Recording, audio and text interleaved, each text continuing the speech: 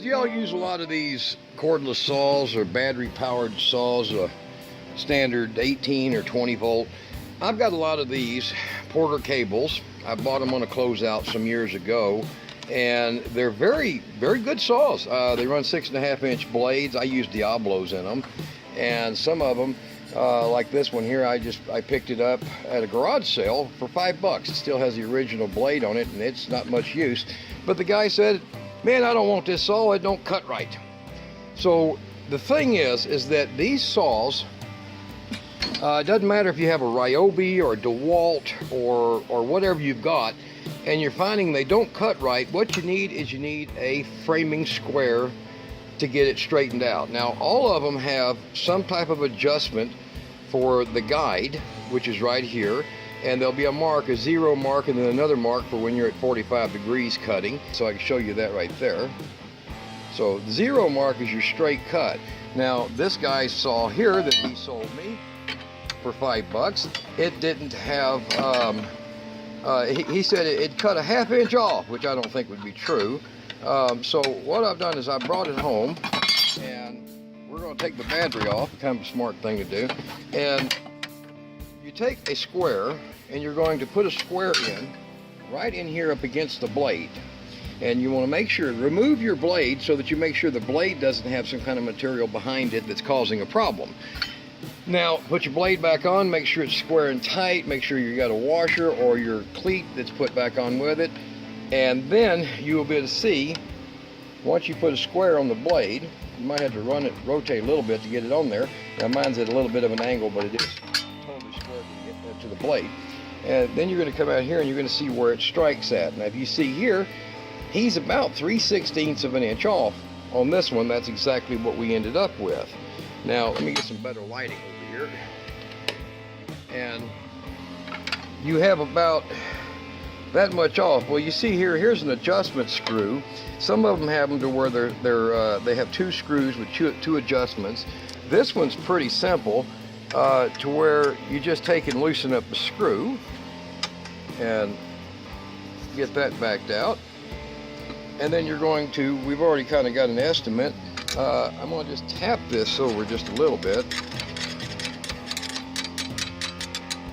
and then we'll give it a try again. But now we are almost to our 0 point, so that your blade will be cutting right on your line there.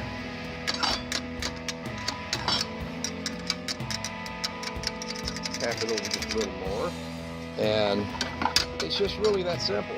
Your saw's not bad. Okay, a lot of people think they got a bent shaft. See, now I'm centered up pretty good, and that way you can set it so even a cheap saw like this can be easily set for good cuts. The second thing, let me tighten this down right here. I'm just going to firm it down. Don't over tighten these.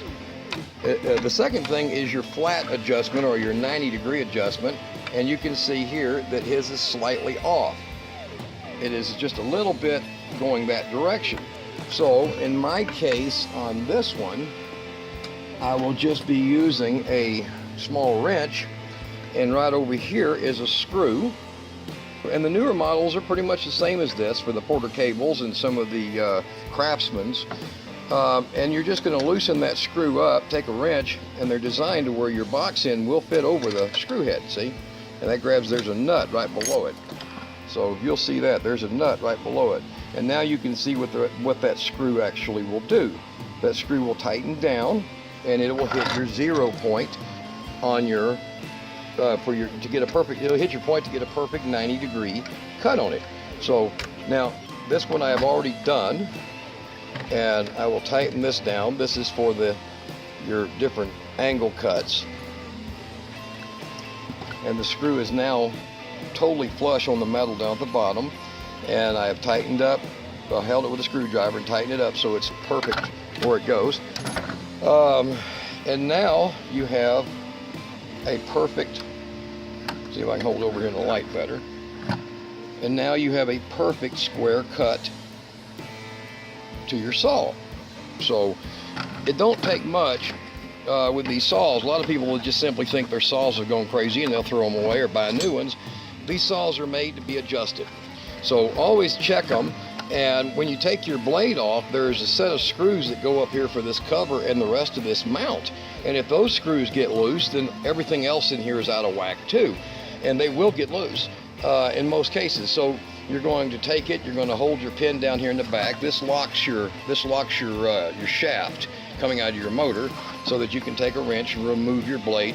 And back here will be screws on all of these that hold this whole assembly on. And that also has a lot to do with whether or not your saw is cutting accurate. So I hope that helps you guys. It makes it simple. Just run you a straight edge down, and you want to run that straight edge just on that side of this line. Don't run it in the middle of the line. Run it on that side like you saw me do, and then tighten it up, and you'll be able to cut straight and cut a good line every time. All right, hope that helps, because I've had a lot of these, and you figure them out or you throw them away.